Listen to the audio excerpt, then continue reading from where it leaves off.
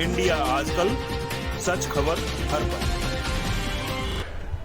Hello दोस्तों, नमस्कार। बधिक की जगह ले लेना ऐसे ही है जैसे कोई महाकाष्ठकार की कुल्हाड़ी लेकर के खुद चलाए। हुआ ऐसा कि एक दिन मुल्ला नसरुद्दीन एक स्कूल में मास्टर हुआ करता था और एक औरत एक दिन आई अपने बेटे को लेकर के। उसने कहा कि इसे कुछ डराओ, इसे धमकाओ, क्योंकि यह बिल्कुल भी बगावती हुआ जाता है, न हम किसी की सुनता है न किसी की मानता है। अब सब अनुशासन इसने तोड़ डाला है और हम बड़े बेचैन हैं, इसलिए मैं चाहती हूं कि आप इसे थोड़ा डराओ, धमकाओ और इसे सही रास्ते पर ले आओ। ऐसा सुनते ही नसरुद्दीन ऐसा उछला कूदा, ऐसा चीखा चिल्लाया कि बच्चा तो डरा ही, वो औरत भी बेचारी बेहोश हो गई। उसने इतना नहीं सोचा था कि इतना होगा। वह तो समझी थी कि ये आदमी पागल हो गया है क्या। बच्चा भाग खड़ा हुआ, औरत बेहोश हो गई और नसरुद्दीन खुद इतना घबरा गया कि खुद भी बच्चे के पीछे भाग खड़ा हुआ। तो घड़ी भर बाद झांककर उसने देखा कि औरत होश में आई या नहीं।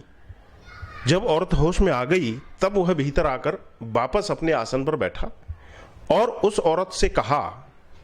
औरत ने कहा कि यह जरा ज्यादा हो गया, मेरा मतलब ऐसा नहीं था, मैंने यह नहीं कहा था कि तुम मुझे ही डरा दोगे।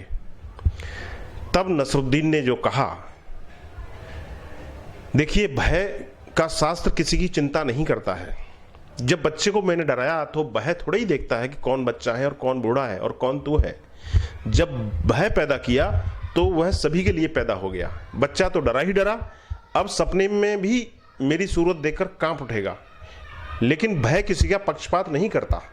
तू भी डरी और तेरी तो छोड़, मेरी हालत पूछ, मैं तक घबरा गया।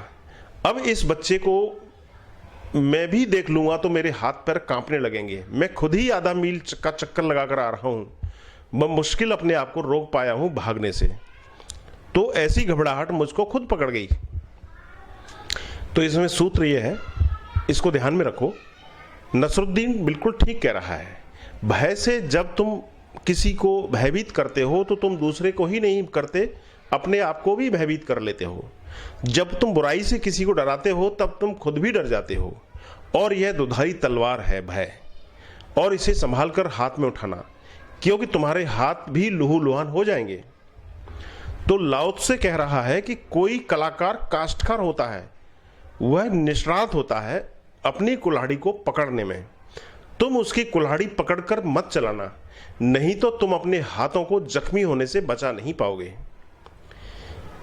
जीवन का शास्त्र बड़ा ही बारीक, बड़ा ही नाजुक है, और जीवन के शास्त्र को संभल कर एक एक कदम होश पूर्वक कोई चले तो ही अपने को बचा पाएगा जख्मी होने से। अन्यथा तुम दूसरे को सुधारने में अपने को ही बिगाड़ लोगे और दूसरे को बनाने में खुद को मिटा लोगे।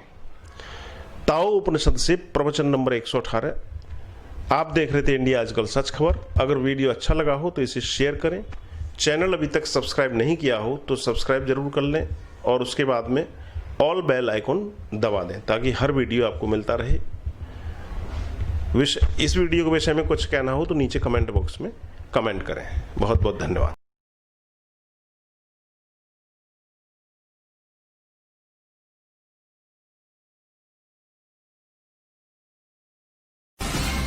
इंडिया आजकल, सच खबर हर पल।